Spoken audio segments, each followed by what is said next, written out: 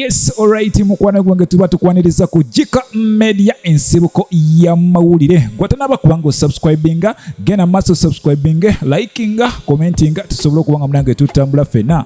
Buterevu mukwana gwange ntandise ne Eddie Kenzo. Eddie Kenzo munange emabega kawo ono abadde afuwa oluzungu okufa bufi. Era munange abantu bazze beewuza omusajja mukulu ono oluzungu ate yaluyigiddewa nga irengere munange gyakuwasaganyamu ekintu nawe nosiima. Kakati nno ono avuddeyo n'ategeeza nti munange Shiba Kalungi yagenze maaso n'okubanga ate amukwatamu mpola era bw'atyo n'asobola okubanga improvinga mu kintu kino. Jukira munange musajja mukulu yatula ku ntebe ey'obukulembeze okubanga akulembera federation eyo munange yafuna critics nga ono bamugamba munange okusoma talina teyasoma era tasobola kubanga ate munange akulembera abayimbi wabula yavaayo ne yewozaako n'agamba nze siri munnabyabufuzi nze sigenda kukulembera baddokita ngenda kubanga nkulembera bayimbi bannange kale n'olwekyo seetaga kubanga nina mpapula nyingi nnyo okubanga mbakulembera ekintu kye neetaaga kyokka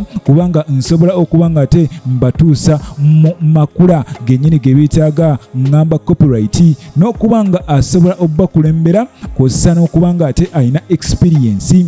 Tukimanyi bulungi nti Eddie Kenzo munange yajjaawo mpola era Aziza Zioni akolima agamba Eddie Kenzo teyamukola bulungi. Oba ojjukira bulungi video za Aziza Zioni ezasooka munange Eddie Kenzo yabeerangamu emabega eyo nga yabeeramu abaana babeera emabega n'agamba nange nteeka mu video mpola era twagenda okulaba nga munange Eddie Kenzo takikubye bw'atyo yakifa bakula ekintu n'akituusa waggulu era tumulabye azze awangula awards ez'enjawulo okuva mu nsi ez'enjawulo era ng'ekyo kye kikyamufudde number 1 yadde nga bangi bagamba nedda Eddie Kenzo talina byayimba era ennyimba zayimba aziyimbira bantu b'ebweru w'eggwanga. Jjukira wano mu Uganda munange Eddie Kenzo talinaawo buganzi naye nga bugendako mu nsi ez'ebbalibbali muganda wange Eddie Kenzo musajja w'amaanyi ddala. Eyo no nga nkugyeyo munange ye Abitex gwe tumanyi obulungi ono nga ye yayimirira emabega wa Alien Skin n'ateeka ekivulu ku konsati ya musajja mukulu Palaso era nga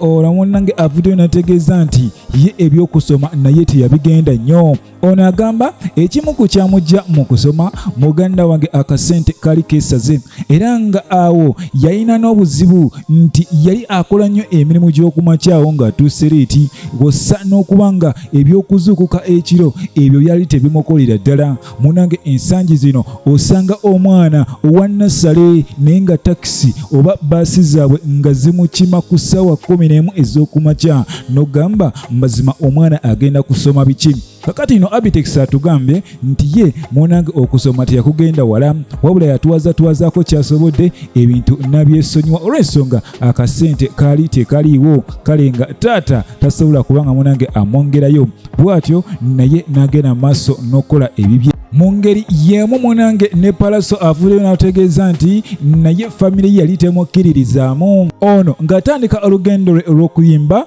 munange bangi bamugamba nga mukwano gwange lwaki tobivaako genda olime genda oyo kyamanda genda ofune ekyokola ekirala funayo akuumako emberenge tandika mpola munange ojja kujjamu omulamwa naye ebyokuyimba biveeko.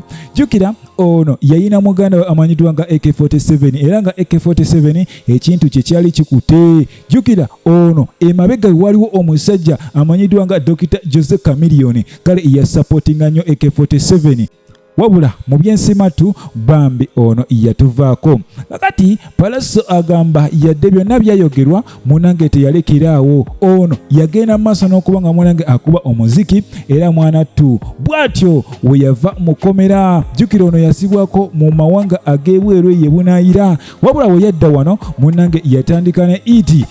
Jjukira ono ba Good Life bamwa kolabo era nga eyo kolabo yafuuka ekizibu wano e Uganda era nga okuva ku olwo musajja mukulu ntaddangako mabega awo nno we yagwira ku Shiba Kalungi batukuba ennyimba 1 2 3 4 5 batukuba ennyimba mpitirivu nnyo bukolaba awo mangu ate ne bukola bulungi nnyo. Awo nno musajja mukulu n'ayongera okubanga awanika ebbango paka nakati munange oluvannyuma lw'okuba Alien Skin awo nno amaanyi kwe kusala era nga wetwogerera ye Palaso yandibanga atandise okuddirira wembanga ntunuddemu bulungi because ono tulaba ata ennyimba wabula ennyimba tezitambula bulungi nga biseera biri. Jjukira mu lockdown musajja mukulu no yakola bulungi nnyo era n'aba promota abasinga batandika okutya okubanga bamubuukinga olw'ensonga yali wa bbeeyi nnyo nga tosobola kubanga munange omweripako nga musajja wa bbeeyi okumutegeka olina okubanga munange miliyoni z'okkumi ziri wali. Kakati naawo ebintu ne bikyukamu awo mpola mpola naye nga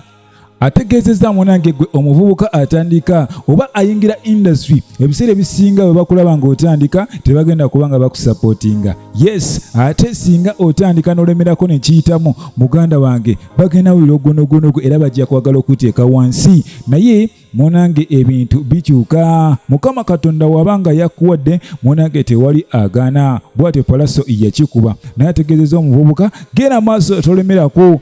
Genda maaso lemerako ku ekyo kyennyini kyoyagala ate munange kijja mmala kituukirire.